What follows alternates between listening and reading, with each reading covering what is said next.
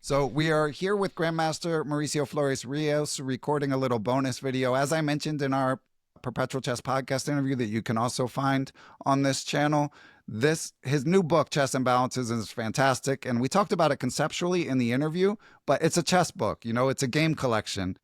So I really felt like there are so many amazing examples and it would be great if he could share a few. So Mauricio, thank you for doing this. Are you ready to dig in? Yeah, I'm very excited to do this. Well, I mean, let's talk about this game. I think it's one of my favorite games from the book. This is a game that was played in the Chess Olympiad of 2012. It's actually something fun fact that I can share is that I was attending this tournament, and when this game happened, it was all that people wanted to talk about that day. So this is kind of a very interesting sacrifice. The idea here is what Shirov with black playing for a win, right, against a very strong player. Sometimes if you want to beat a strong player, you have to get very creative if you're playing black, right? So what he played here is f4, interesting, and then knight h5. So he's willing to give up a pawn in order to gain some control of the dark squares. But then he takes it a bit further. You see, Bashman doesn't want to kind of give up the control of the f4 square that easily.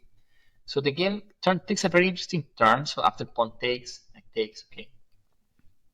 We get to this position, and here you see White has a very simple plan. It's like he wants to play bishop b3, and then d4 and f4. He's a pawn up, he wants to consolidate his control. So here Shirov just played, I heard he thought for like 40 minutes, and then he just took. Amazing, yeah. So he's going to be down an exchange and a pawn, just for positional considerations. For no direct results, right? It's not like he's going to regain it in a couple of moves. He's just thinking very, very long term about all the tactical and kind of positional opportunities that will arise from this. And the entire point here is that now he has some very promising control of the dark squares, and then White is a little bit stuck with this pawn structure, right? So this pawn structure is not necessarily wrong, but you want to be able to control the dark squares, which here becomes very difficult because you don't have this bishop anymore, right? So yeah, this game took a lot of very interesting turns, and there's a lot of maybe interesting variations that you can dive into in the book. Maybe let me show you maybe just a few moves.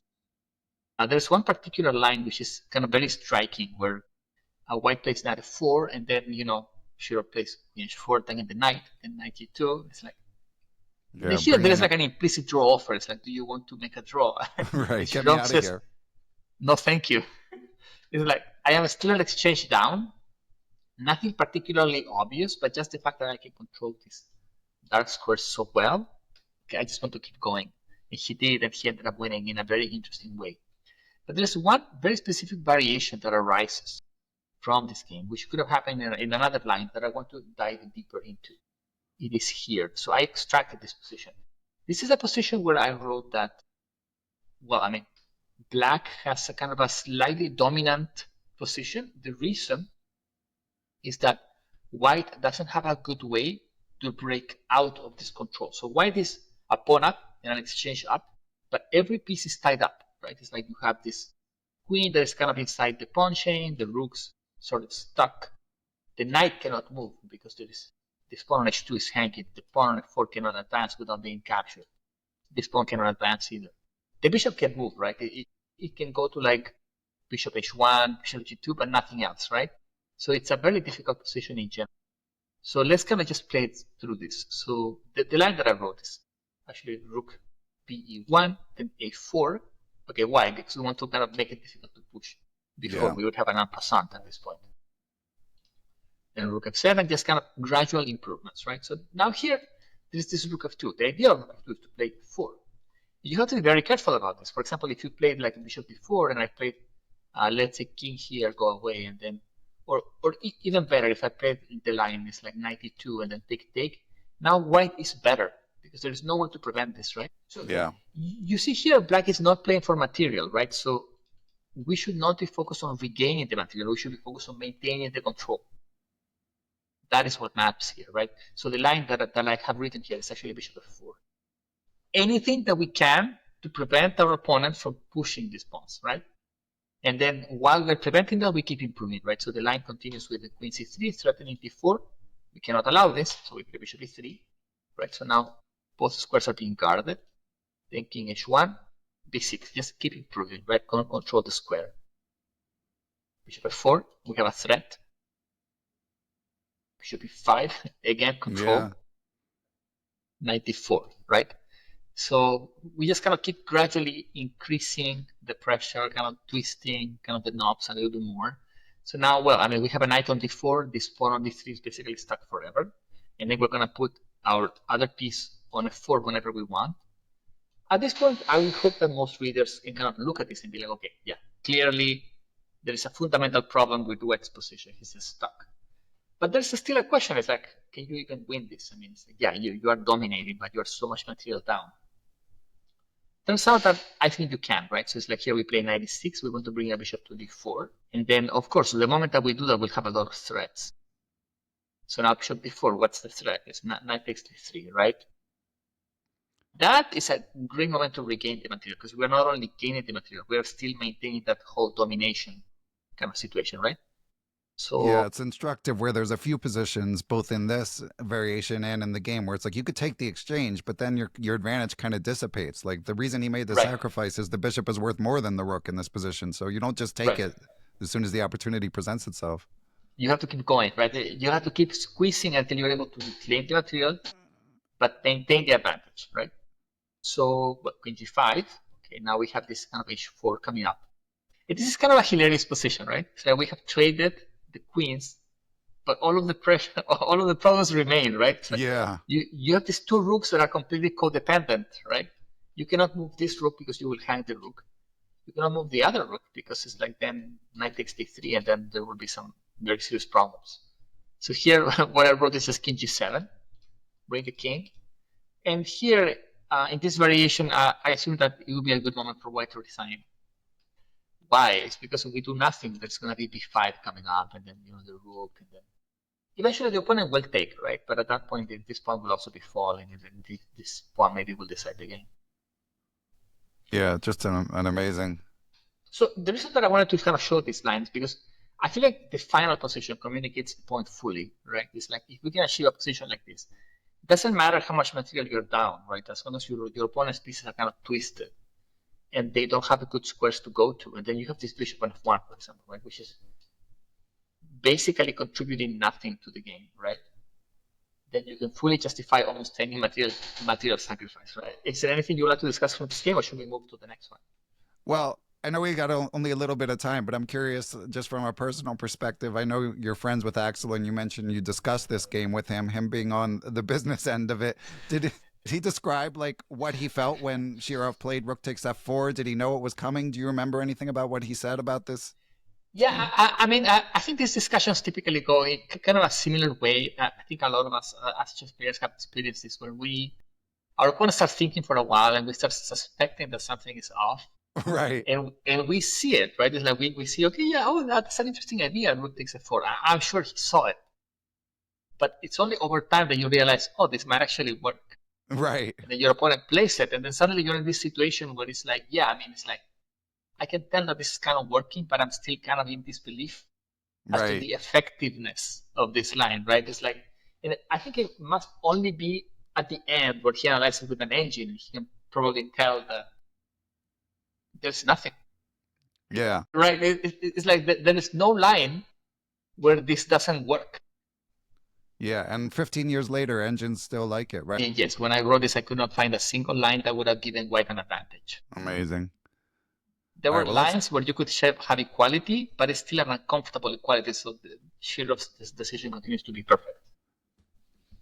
Okay, well, Ivanchuk's been in the news lately, gaining like 40 ELO points in his 50s somehow and playing basically every tournament in Europe.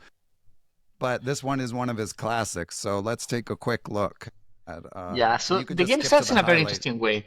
Yeah, sure. So, yeah, maybe we can play several moves, and maybe we can start looking from here, right? So it's kind of interesting. It's like he has like a small positional advantage, but the game is so close that it looks like a draw could be kind of imminent. And we see a lot of kind of long maneuver in one way and the other. And then here, suddenly, it's like out of nowhere.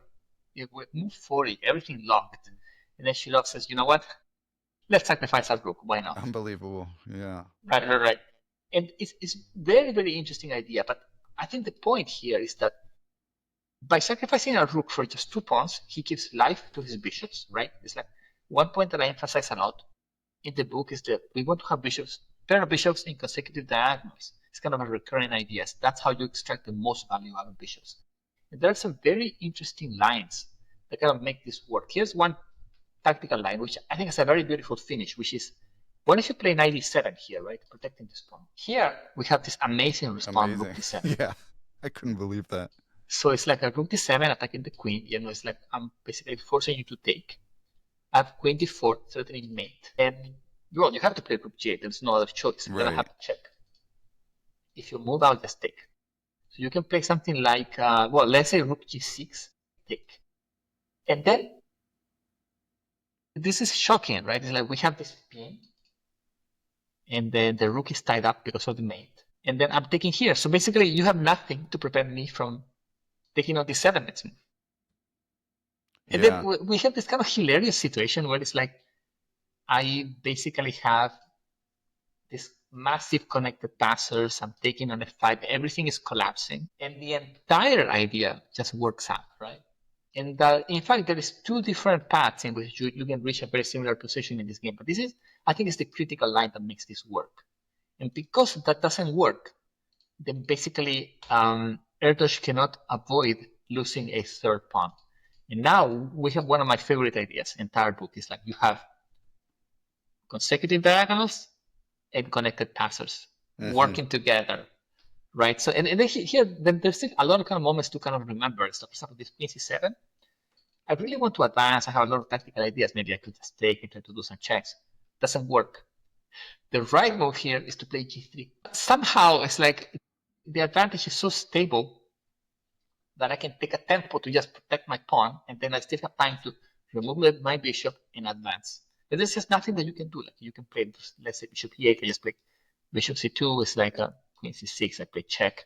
Here, I don't even have to take, because if I take, I somehow dissipate my advantage by giving up my powerful bishop, right? Instead, I can do something like queen g5, right? Wow. And these moves are just so effective. Or maybe another line that I have here is I should take. I'm just thinking of this and just play here, right? Because I have some amazing checkmate ideas as well, right? Yeah. But yeah, I mean, the shocking thing is like, maybe this is the point that we can leave kind of the audience with, is that this sacrifice is not a practical sacrifice. Sometimes people play something because they think, okay, it's going to be very hard for my opponent to defend. That's not what Ivanchuk is doing. Rook d5 is actually winning according to the engine. Yeah.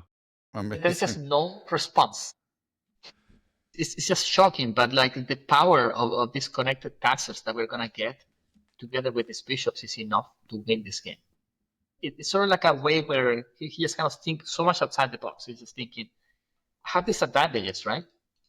My king is just a tiny bit safer. I have these bishops that are slightly better. How can I emphasize these advantages? Okay, but if the price is a rook, then we will just pay the price, right? Yeah. And it works. It's amazing. I was extremely happy when I found this example, by the way. It's like, for a while, I was always kind of just looking for games that would be nice to show. And when I found this, when I saw it, it kind of just the live streams, and I was like, okay, I have to go check it with the engine, make sure that there are no obvious mistakes. When I saw that was a very happy moment.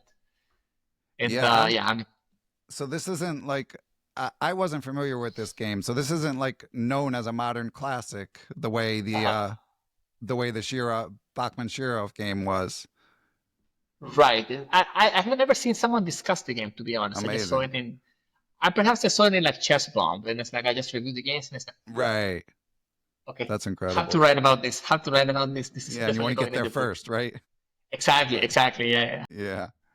Excellent. Well, thank you, Mauricio. I know you've got a lot to do, but the book is called Chess Imbalances. There's a lot more beautiful examples in the book, but thanks for showing us a few of them. Okay, yeah. Thanks to you. Thanks to you. It's been a very interesting discussion. Okay, take care.